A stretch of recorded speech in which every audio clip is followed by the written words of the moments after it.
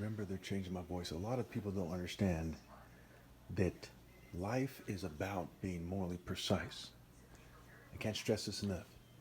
You know, anytime you see someone not trying with all their heart to be morally precise, with universal moral principles, right? Principles that everyone from every faith with any sense can appreciate, that transcend the psychological construct and propaganda and psychology and social norms. Anytime I don't see that, I know that there's something wrong with them and that they're wasting their lives. It doesn't matter if you have 30 kids. It is better for your family that you live moral precision. They see you live and lead by example, and you set that example for them. Okay? It is better to die today doing the right thing and have your whole family die with you than to keep trying to survive doing the wrong thing. They don't understand that. And it's when you look around, you see a lot of unfocused looking people. It's pretty straightforward what it's translating into. So in the case of the attractive female, it seems to be, at least according to her looks, somewhere close to a female that would be a suitable helper for me. Think of it this way. You see a lot of different types.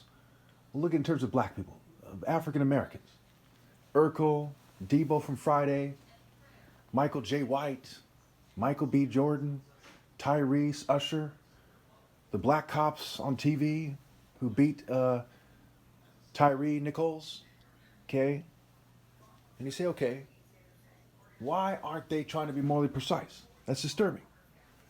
But when you see an attractive female that looks like it could be a suitable helper for you, that is profoundly disturbing. And as we look at the various races, we see the evidence of a long line of females who have certain African features. You know, say they're tall and they have nice breasts, or they're short and they have Ethiopian-like stuff, they have white skin or whatever. You see the evidence of their betrayal. It's not the same as directly stabbing me in the back through the heart, but it is clear cut a betrayal because they're doing what the Bible would say is prostituting themselves to other gods, which means other ideas, and it also has an application in terms of gene expression. For example, okay, we look at Adam Sandler, or we look at George Bush, okay, or we look at Carlton, okay, or some of you might remember Deion Sanders. I don't really follow sports these days, okay. Oh, that one guy, you know, on the 49ers who lost his job with the Afro, the black and Native American or something, black and Hispanic. Colin Kaepernick or something. Okay. Stephen Curry. These guys aren't trying to be morally precise. They're just public figures, entertainers. They don't insist on what's right. No one on the right wing, no one on the left, no one in the middle. Nobody but me is insisting on what's right. So when someone like that, or anyone else on the planet, approaches them and says, hey, you know, I want to date you, you can imagine that it's stupid to date them. Why? Because they're not Mr. Right, in his right mind, doing the right thing on the right path. They're not trying with all their heart to be morally precise. They're not. And instead of doing that, if they heard this, we'd expect a lot of them to want to cover up this video up. That's outrageous. The main problem with the world is that people have been doing the wrong thing for so long that after I die, there's no way to do the right thing. Generational thefts. How can you learn your lesson when there's no way for you to do the right thing?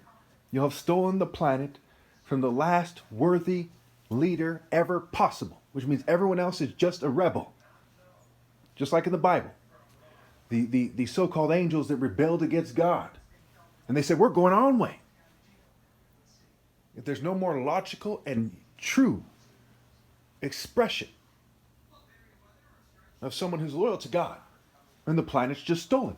It's become the realm of the dead, a haunt for demons, for every impure and unclean spirit, prevailing tendency, dominant characteristic. So spirits have been described. Think about school spirit, right? It's something that we know exists. It's just to what degree do you perceive it depends on how sensitive you are, how smart you are. Things like this come into play. So You can see in people what dominates and what motivates them. What's the motivating characteristic, the motivating force, the dominant principle, the prevailing tendency. What are they inclined to do? As Jesus said in John 8, Jesus, the character in the Bible superimposed on me, said that their inclinations, what they're inclined to do, gives away that they're the children of the devil. Because if they were from God, they would hear what he has to say. In terms of they would hear what I'm saying and be morally precise. If these people were the children of God, they would see in nature and in the movies and in stories, and they get the actual moral without the garbage, without the propaganda, and they would take action in a morally precise way. They wouldn't allow anyone, for example, in Santa Clara County, or anyone who's aware of what's going on here, Santa Cruz County, Marin County, or wherever they're from, LA County, wherever they're from. It wouldn't allow them to rebel against my leadership. They would rally to me and help me get the resources I need to effectively take on evil in terms of winning people over. The one who is wise attempts to save lives. If he's surrounded and he's on a cross, can you say, well, why aren't you saving lives? Because all you people moved against me and you're the children of the devil. Was Jesus able to turn the Jews who were listening to him in John 8 and bring them to God? No. And that was during that period of time, 2,000 years ago, before all these sex cults, before all these wars, before all this more integrated system emerged, before the New World Order, if you will, emerged as such. Now it's nothing but the children of the devil. And then there's me. And there's me and my parents are blameless. And the reason why you don't hear me is because you don't come from God. The reason why you don't obey God through me is because you're not from God. I'm the chain of command. Say, why don't you listen to this guy? Because you people do not. You haven't come into this world in a way that would allow you to be a child of God.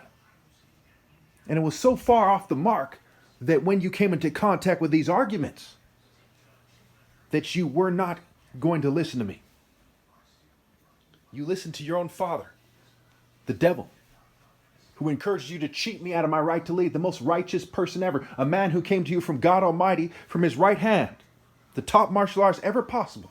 Last of all, he sent his son, the heir to the vineyard. All things God has put in my hands. And they said, he's the heir, let's get rid of him. So we can get at these women and this nonsense. God gave them a few crumbs and they betrayed God over it. Fair weather women. God can forge much better than that in no time flat. Much better than the fair weather whore who wouldn't dream of rallying and obeying God through me. That is pathetic. It's not worthy of my toenail clippings. Much less me, myself, and I. The reason why you people don't obey me isn't that I'm not the best leader of all time. It's because you're the children of the fucking devil. If I was to say to a dog, hey dog, I want you to, stop acting like a dog. I want you to, dress in a suit. Let's go to a nice restaurant.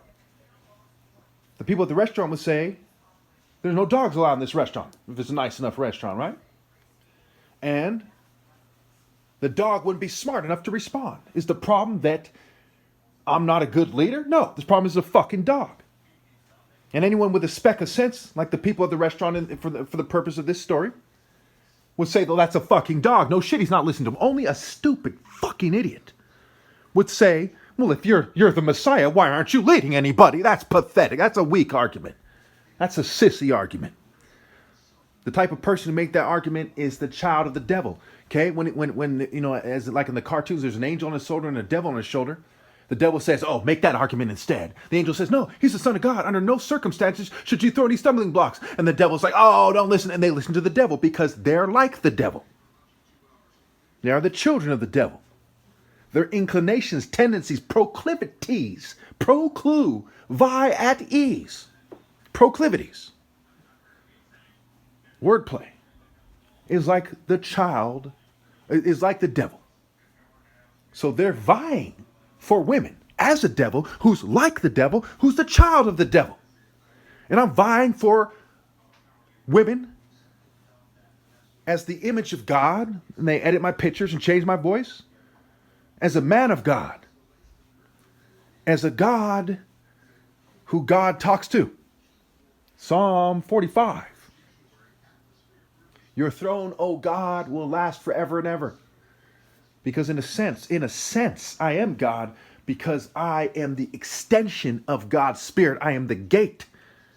So would you say, hey, when I'm talking to you, I'm talking to your face? No, you're talking to my brain, right? If you're a scientist, you say the brain is more really than him, his face. But you wouldn't say that my face isn't a part of me. And so it is with God and I. I am the right hand of God. I am the gate. So I'm vying for women as God in that sense. Doing God's work. Insisting they stop acting like a dog. And get rid of their filthy, flea-bitten boyfriends. And rally to God Almighty's Son. The gate of God, God in a sense, me. Thank you.